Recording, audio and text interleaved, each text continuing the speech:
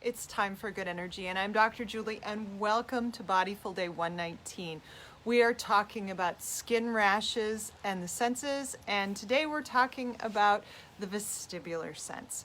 This is day 3 of our series on skin rashes and the senses, and today we're going to talk about how some skin rashes are caused by, can be linked back to it changes in the vestibular sensation, and how some solutions can also be linked to changes in the vestibular system. All right, so let's start with the basics. Take a deep breath in and release.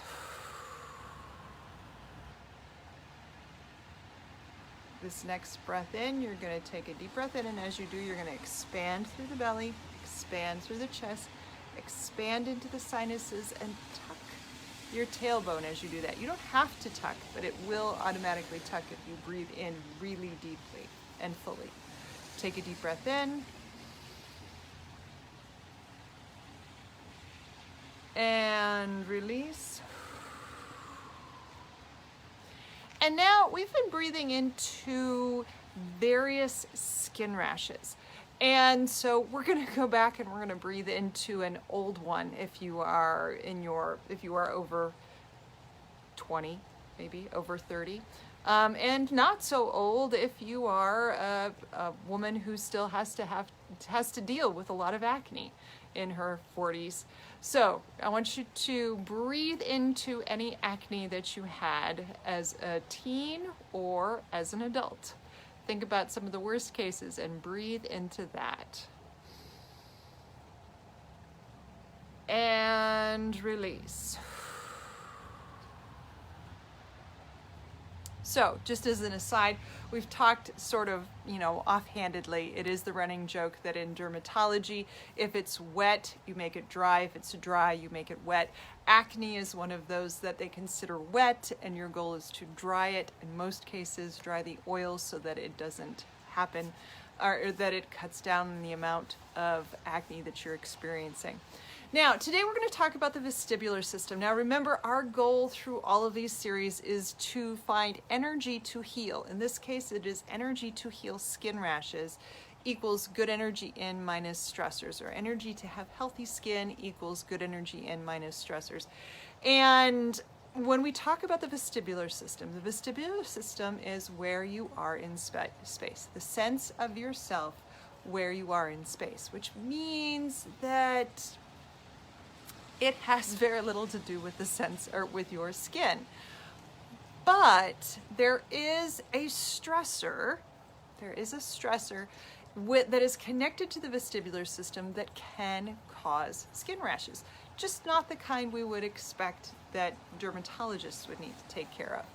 And with G-forces, with swooshing side to side, or having to stop abruptly, you may notice that you might get a bruise. Let's say you're in a car that stops abruptly. You might get a bruise that lines up across where your seatbelt is, or you may end up with little dots, or little dots that end up in your skin or around your eyes.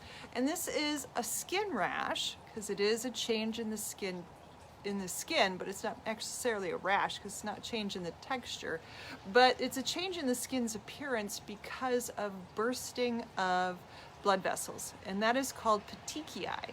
Petechiae is little spots of red, little dots of red that line up in a place where there was just too much momentum, or that blood vessels burst while they were during some sort of action. And when we connect it to the vestibular system, it's when we're looking at G-forces. If the G-forces or if the forces on the body are a little strong, you will get petechiae on your skin. Now, of course, the other way you can get petechiae that doesn't have to do with the vestibular system is hickeys. Those are petechiae as well. And they are skin rashes, but they're driven by the same mechanism, just not G-forces, suction instead. All right, so that is a stressor that can cause a skin rash, but there is actually a form of good energy that's related to the vestibular system that can actually give you energy to heal. Now, unfortunately, I'm hijacking it because it's really not energy to heal from calming your vestibular system. It's in the mechanism used to calm your vestibular system. So we've talked about in this, in Bodyful back-a-ways, we talked about isolation tanks and the fact that isolation tanks are a very like Dead Sea? Yeah. Kind of like a Dead Sea saline concentration, where when you lay on it, because there's so much salt in the isolation tank, that you float without a problem. There's really no sinking, and it doesn't depend upon your body mass or anything. There's just so much salt in there that you float on it. Now, the interesting thing, so we've talked about isolation tanks in terms of sound, we've talked about them in terms of the vestibular sense, because floating definitely sort of rewires your brain's like, well, I don't know where I am in relation to gravity because I am floating. I am not sinking. I am not moving side to side. I am just here. And so that is a way of calming the vestibular system. And anytime we can calm a sensory system, then we are getting good energy in, or we can activate it in a good energy way. We are getting energy to heal whatever condition we're working on. Now, the cool thing about saline and sailing at that level is that it is very cleaning and soothing to the skin. Not if you have active cracks. If you have active cracks, in your skin, stepping into salt water is pretty negative.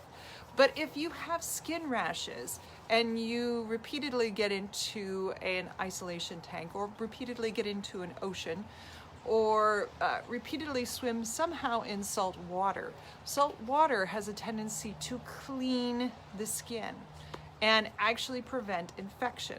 So interestingly, I must have been in my 30s, I got a piercing. I got a navel piercing. It was a crazy hair in my butt thing. But instead of using alcohol or hydrogen peroxide to clean it, I was supposed to use saline. And saline is healing. Saline is cleaning. As long as that salt water is running through, nothing is going to stick. And so the same thing goes with skin. People with skin problems, if they end up having a week at the ocean, they end up getting in and out and swimming, and what they find is that their skin feels better. The rashes have gone down because of that salt exposure. That salt exposure is essentially getting rid of any of the microbiome that can be on your skin that is causing additional damage beyond what is already there. All right, so yeah, we kind of hijacked the vestibular system in a little bit, but the idea is that using some of the tips and things that we know about how to soothe the vestibular system also does happen to help the skin. All right. So that's it for today. Join me here tomorrow when we tackle yet another sense. Let's finish it off. Take a deep breath in and release. See you tomorrow.